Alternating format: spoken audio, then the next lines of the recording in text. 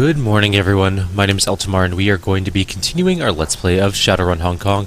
Where we left off last time, we were about to enter the Mahjong Parlor. We have to go talk to kindly Cheng. We completed her mission. It would appear that everyone's already gathered without us, because they're much faster than us apparently. Kindly Cheng watches you closely as you walk across the Mahjong Parlor. As you approach, her lieutenant leans in, brings her mouth close to the Triad boss's ear. Cheng smiles and nods, her eyes never leaving you. There's a twinkle in the straw sandal's eye. I've heard from Bao. He got my message very clearly, and I understand that there were no casualties created during your little delivery run. I'm pleased and surprised. You have simple instructions. It would have taken an idiot not to mess it up. A wry grin. You'd be surprised how many idiots I have to deal with on a day-to-day basis. My message was delivered, and Strangler Bao is back in the fold, earning for me. As far as I'm concerned, our transaction is complete. While you were gone, I set the wheels in motion to wipe your identities. She pulls out her PDA, stabs a button with a lacquered fingernail. The order has been sent. Congratulations, you are now sinless. Shadow people. Wu exhales heavily. His eyes remain focused straight ahead, but his shoulders sag. We'll figure a way out of this, Duncan. Wu pulls himself up to his full height. There's only one way out of this, Eltimar, and that's through it. Whoever gave the order, or the kill order on Carter, also forced us to give up our identities and took Raymond. Wu sets his jaw firm. That's all I can think about, finding who did this, finding Ray. Kindly Cheng holds up a hand.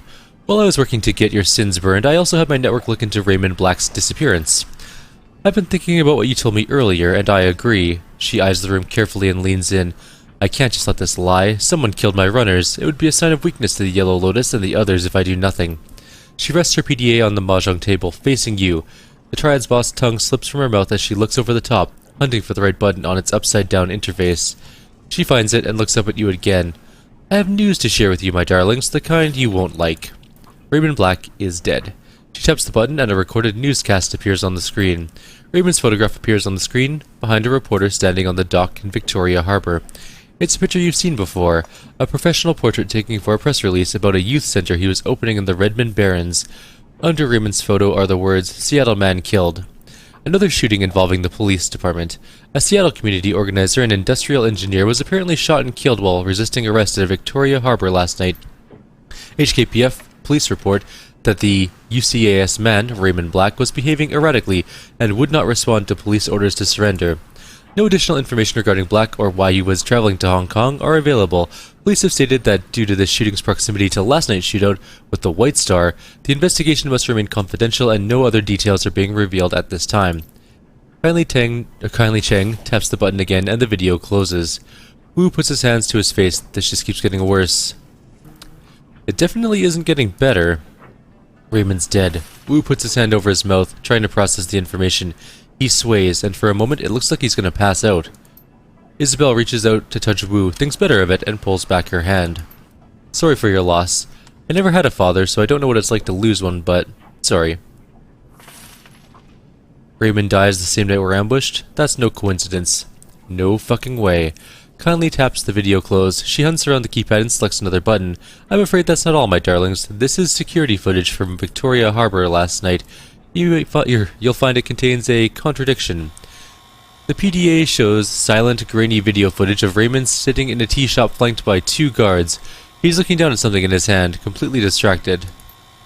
The footage continues and the camera displays several black-clad figures entering its field of view from different angles, guns ready. A tall, sharply dressed man in a suit walks briskly towards Raymond, flanked by two more. Raymond stands to face him, and the camera gets a clear view of the suit's face, white plastic. His guards turn to draw weapons, and muzzle flashes erupt from all sides. One of Raymond's guards goes down, and his submachine gun fires wildly, hitting the camera. Wu puts his hands on the table and leans in. Those weren't cops, and Raymond wasn't resisting arrest. What's with that guy's face? Gobbet reaches up to stroke the rat perched on her shoulder. Is that a mask?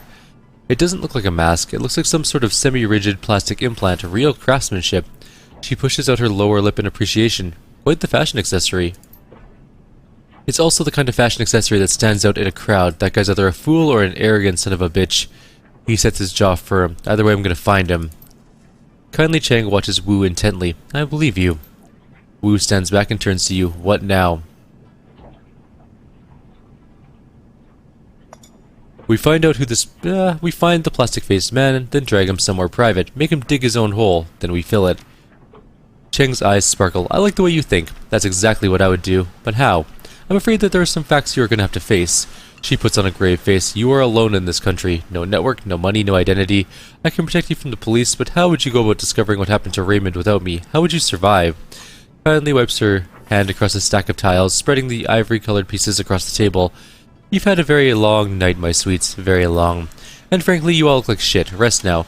I promise you safety in my town for the night. We'll talk about the plastic-faced man tomorrow. Kindly gestures to Gobbet and Isabel. Ladies, go find our new friends a place to bed down in that rat's nest squall boat you call home. We'll all talk after you slept, figure out our next steps together. Yes, Auntie. Yes, Auntie. Thank you for your help, Auntie. Of course, my sweet. Kindly Cheng smiles, and her black button eyes flash cold. What are friends for? I don't necessarily trust her, but I don't not trust her. No time for runners now. I've got other business to attend to. Okay, so there's nothing we can say to her. No one else wants to talk. There's nothing else to do in this area, apparently. Let's go take a look around, but we're going to go find the boat, which is conspicuously absent from the other, what I'm assuming are weird boat platforms, stock platforms with boats around them. Wait, do they own this giant shipping? Well, it's not giant, I guess, but fairly large shipping boat. I guess so, it's a safe boat. And it's got the bolt hole. There is a guy to talk to up here, but is that the merchant that doesn't really like us? Spider Shen. Is he the gun guy? No, he's the... The monk proprietor of the stall regards you coldly as you approach. Before you can even utter a word, you're interrupted. Nothing for sale, not for you. You want to buy something? You get kindly Cheng to vouch for you first. Until then, screw off. Damn, dude. Alright, maybe we'll just go to bed, and in the morning, kindly Cheng will vouch for us and we can get some guns or something. I do want to get... I want to get a sniper rifle. Apparently they're really good. You two can bunk here for a while. She nods with her nose towards the hatch. You've each got a head to take care of your necessaries. Try to knock before you enter someone else's, okay? Seriously. I know the drill. Wu turns to you. Stinks of fish, just like the place we squatted at on Leary Avenue back when we were kids. The one with that Aztlan family and their dog. You hated the dog. He kept digging out my food stash. No matter where I hid it, he'd find it and scarf down a week's worth of grub. He wipes his nose with a gloved hand. Still, it was sad what happened to him and the family. No one should go out that way. He stretches and his spine cracks or pops like a handful of firecrackers. I think I'm enough for something like 36 hours straight. He drops his arms, and this has been one shit stain of a day. Time to end it. The orc turns to you and raises an eyebrow. Anything you need before I leave you to it, or... Is it just you and Isabel living here? Yeah, Gobbet's mouth screws up a bit. Now that Nightjar and Gutshot are gone, it's just us. The squeal of metal grinding on metal rips through the boat. It sounds like it's coming from the level below. And the creepy Russian guy renting the engine room downstairs. Nothing to worry about. He mostly keeps to himself. She checks her PDA. He'll stop soon. He's usually quiet by now. How'd you get your hands on this place? How do people like us get our hands on anything? We found it. Found it empty? He sweeps his eyes across the cabin. The doubt is plain on his face. Someone abandoned a prime piece of real estate like this? She shrugs. Close enough. It was full of BTL junkies when we came across it. They were completely wigged out on some multiplayer cyberpunk game. I'm not sure they ever chipped out of it. They were completely emaciated, stewing in piles of their own shit. Their eyes had sunk into their skulls. Pretty gruesome stuff. They racked up a killer score, though. Sure, they had the moves. Should have hung an IV while they were playing, though. Turns out nutrition's important. So what happened? Did they die? She shrugs. Nightjar ran him out. Not sure what happened to them after that. Anyways, it's ours now. Auntie Cheng says so. All about the engine room, you mean? Right, everything but that. Auntie rented it out from under us. That must have pissed you off. She shrugs. Whatever, we weren't using it. As long as our downstairs neighbor keeps to himself, he can have the lower level, especially if he keeps Auntie Cheng happy. Is there a place for my stuff? Yeah, check the locker over there. You can stash your stuff in it. No one will touch your things in here, and it's a lot bigger than it looks. I'll have a look around. Okay, but get some sleep soon. You look like you could use it. We'll go see Kindly in the morning, figure out our next move. There's a quest thing here. Oh, it's a bed. I see. Oops. That was my Windows button, not my alt button. So the stairs up. Let's go take a look at what's upstairs. That leads to a very large computer room, and Gobbet and Isabel are up here. Let's go talk to each of them. Come back later, Eltimar. I'm busy. Okay, fine. So they don't want to... Well, that one doesn't want to do some RPing stuff, but let's see. Hey, Seattle. Not really in the mood to hang out right now. Heavy stuff going down, you know? It'll be fine, but for the time being, I'd rather be alone. We'll talk later, though. Okay, fine. So no one wants to talk to us at the moment. Let's head downstairs. We can leave the ship, then we can go talk to Duncan, maybe? Yep, that's all there is to do. We're not leaving the ship, we don't really need to. Duncan, you have anything to say? Yeah, Eltimar, I got some things I gotta take care of here. Let's talk later. Okay, so no one wants to talk, everyone just wants to sleep. Got it. Although, I have bunk beds, and I'm not sure exactly where the other two people are gonna sleep. The cot in your cabin is neatly made, with crisp-looking sheets and insulated plastic blanket. A fine layer of dust coats its surface. It's been a long time since anyone slept here. Sleep we go. You climb into the cot and worm your way under the sheets. They've been starched stiff as boards, but you slept beneath worse. The lice and bedbugs that plagued your prison cell are mercifully absent here, and the salt air is fresher than the rancid stink of the Redmond Barrens. The moment your head hits the pillow, exhaustion sets in. You can barely keep your eyes open. Sleep washes over you like a warm bath, and everything goes black.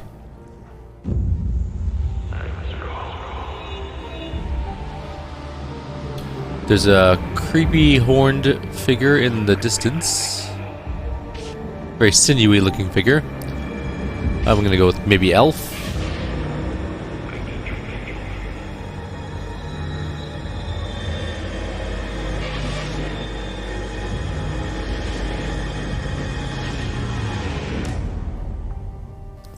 I mean, that was a pretty cool hat, though. The dream is suffocating. The shifting tunnel of glass and steel, the towering silhouette of dark majesty, the shadowy doorway, and the teeth. They snap at your heels as you claw your way back to consciousness. You open your eyes to Duncan looming over you. He shakes your shoulder roughly. Eltimar, come on, Eltimar, wake up. We gotta go to talk to Kindly. The others have already left. That was one rough night. He lets go your shoulder and cocks a thumb at the hatch. We gotta go. I've been trying to wake you for a while now. You were thrashing in your sleep. Glad you did. I was having one hell of a nightmare. He reaches up and rubs the back of his neck. Yeah, I didn't sleep well either. I had a bad dream last night too. What about?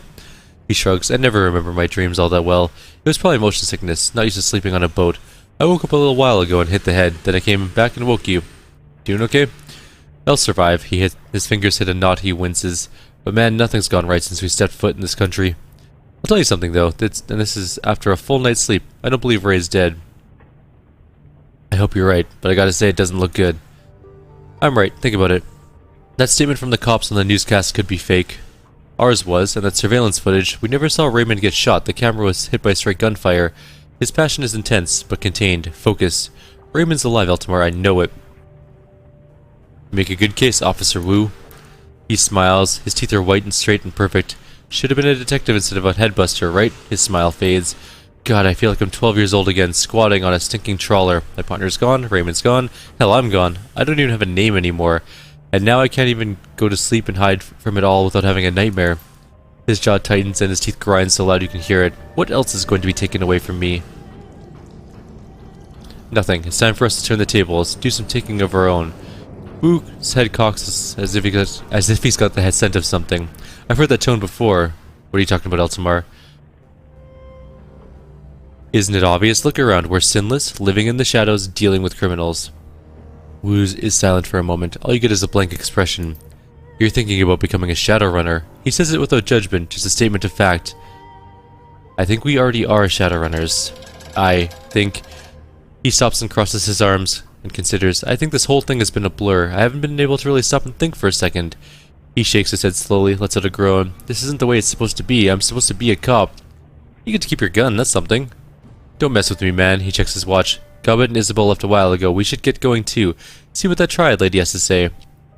You mean the person that's going to be our fixer, basically?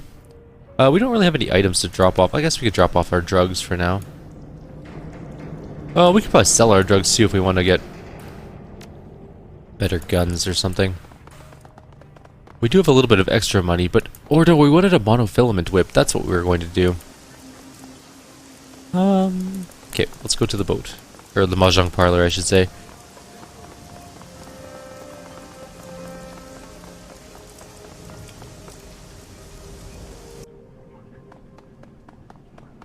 Everybody's here.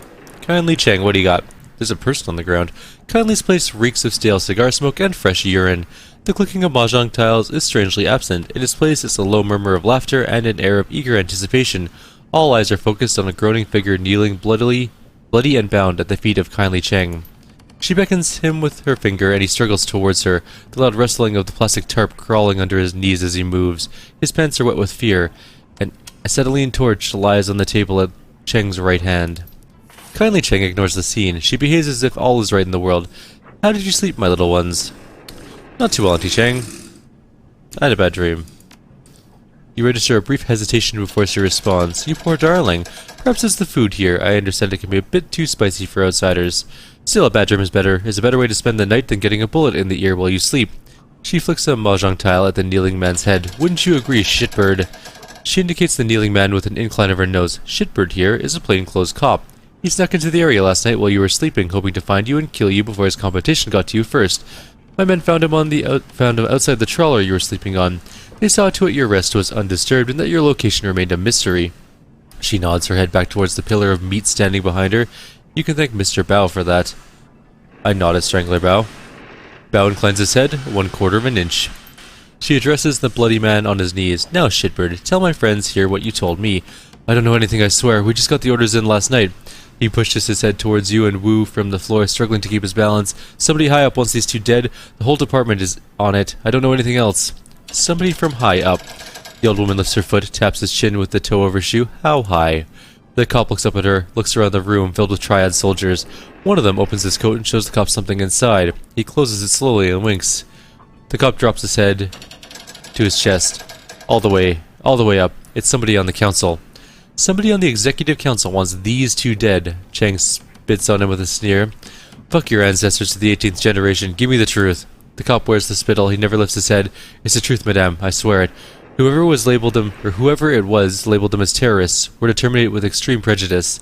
Kindly Cheng shuffles closer to the kneeling cop, reaches down and strokes his head with her hand. Then she slowly digs her fingers into his scalp, pulls back hard until his chin points high. The triad boss leans in close and searches his eyes with her own. That's all he's got. She lets go of his head and smooths his buzz-cut hair with her hand. For whatever reason, last night somebody on the Executive Council of the Free Enterprise Zone ordered the Hong Kong police force to kill 2 nobodies from Seattle. I find that fascinating, don't you? Yes, but why do they need to label us international terrorists? She strokes the policeman's cheek with the back of her hand. Her rusty voice becomes sweet as she explains the ways of the world. Propriety, my darling. When the government has someone gunned down, they prefer to make it appear justified. The people feel safer when their murders feel like part of civilization. My, but you've definitely fallen into the deep end of the pool. Seattle isn't like Hong Kong. There, the megacorps control the government. Here, the corps are the government. The Executive Council is chosen by the Corporate Board of Governors. They're basically the legislative and executive branches of the Hong Kong government in one tiny package. 8 people call all the shots, neat and efficient. Kindly Cheng steps back from the cop and lights one of her long, thin black cigars. For the wage slaves and the civilian sheep, the corporations are a pantheon of gods who wield absolute power. She looks around the room, but not for us. The Triad woman takes one long pull from her cigar and taps her ash on the kneeling cop's head. Who else knows about my guest's visit to Haoi, shitbird? No one, madame. I hadn't called it in yet. I wanted the kill for myself. No one knows they're here, I swear it. She turns to her enforcer, Mr. Bao.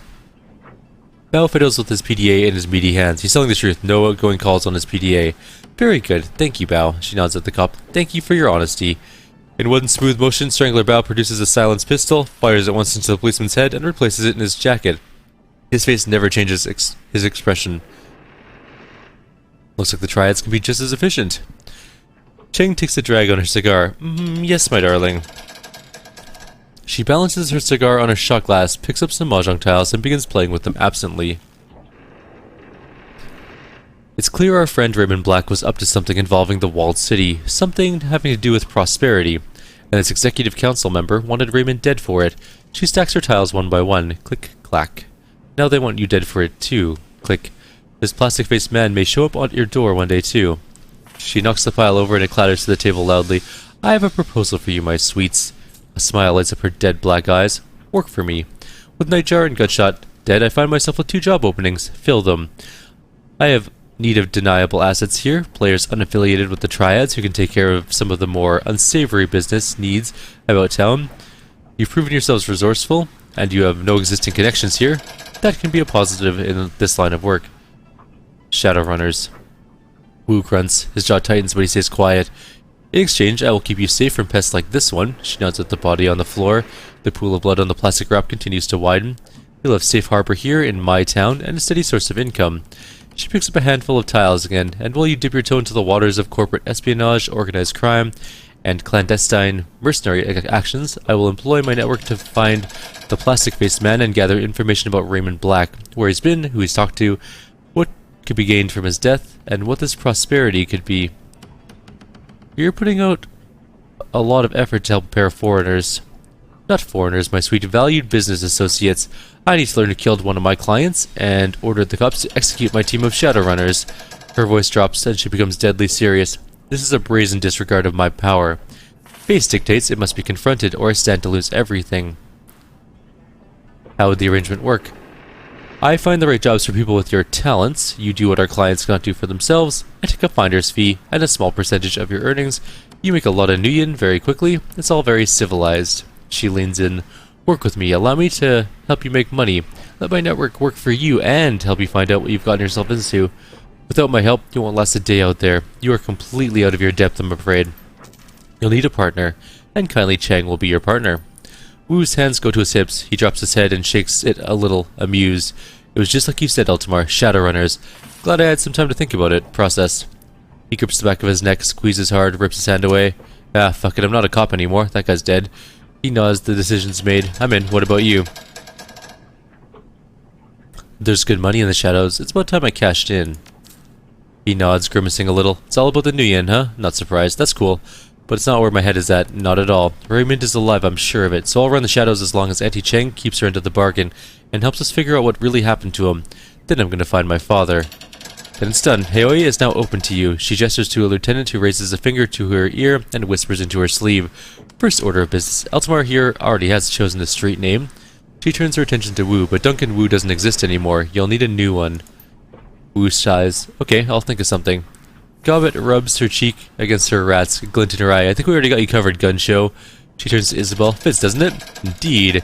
I knew it was going to stick. It has stuck. Gobbet, Isabel, handle this the same way we did with all your previous work. She didn't say. Nightjar. All the jobs I line up for you will be sent to your computer on the squat boat. She's pointing at you. My computer, I'm not the leader type. You are now by process of elimination. She points to the little decker. Isabel isn't the leader type. You got that right. She moves her finger to the orc girl. As for Gobbet, let's just say Gobbet doesn't have a head for business. Not my thing. Then she rests her hands on Woo, and then there's Gun Show. She wiggles it. The jury's out on Mr. Gun Show. Meaning? Her response is direct, straightforward. Meaning there's a lot going on in that head of yours right now, and I'm not sure I can trust you. So I'm in charge because I'm the best of the worst? Oh my sweet, don't put it that way. She opens her arms. You're the most equipped for the role. She's making sense. You're the right person for this, Eltimar. Okay, I guess I'm running the show.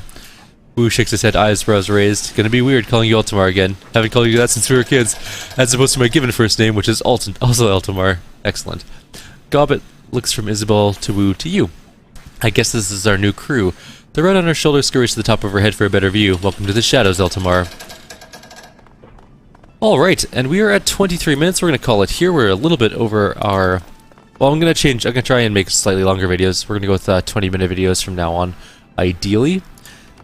Sort of a good balance between 15 and 30. As you lead your team through the shadows, your companions will continue to develop and learn new skills. Clicking the icon in the lower right-hand corner of the screen will open up the crew advancement menu. When this icon is highlighted, one or more of your companions is eligible to learn a new combat skill. At each advancement level, you may choose one of two possible combat skills for each of your runners. Choose wisely. What do we got? So Gobbet can get either better ranged combat or better summoning. We're never going to really bring her along. And summons are not my favorite in Shadowrun, so I'm just going to go with guns, I guess.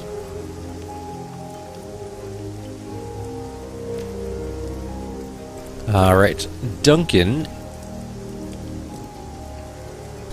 begins a rifle ability that does 2 AP damage and imbalances targets, making them easier to hit on subsequent attacks. That's not bad. Or I can shoot incendiary ammo. I kind of like the crowd control bang, because we take a lot of damage and we are going to want to lower enemy AP. Alright, so I'm not really sure what to do for her at the moment. So she can gain a she can get She has a grenade launcher, and we can fire remote mines.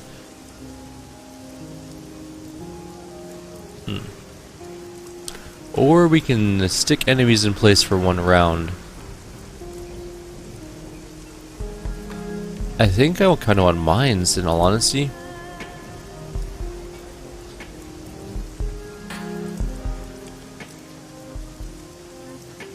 Yeah, let's go with mines. Alright. Good enough. As for our main guy, our guy is rolling in karma. We have 9 karma. So there are some things we want to pay attention to. First of all, we're going to want to get more charisma. We don't have enough to get up to the next etiquette. We really only have to get to 8 in total for all the 4 etiquettes we want to unlock. For now, though, I guess we could just save our AP. Our quickness is fine for the moment. We're going to want to get more body eventually here, and quickness, so that we can work on our monofilament. Because this does increase the chance to hit with ranged weapons such as firearms, as well as the monofilament whip. This rifle doesn't help the monofilament whip, though, so we can kind of just stop rifling for here, I think. For now, anyways. We're gonna get more, because sniper rifles are great as well. But I really want to try out the monofilament whip. So what we're gonna do, actually, spend 7 points. The next 9 points we'll spend on charisma, but now we can actually unlock the monofilament whip cyberware. I really, really want to try it out. Apparently it's really good, so that's kind of what I'm looking forward to. But for now, we're going to leave you here. Like always, if you have any suggestions or comments, please leave them below. Otherwise, I'll see you all next time. Take care.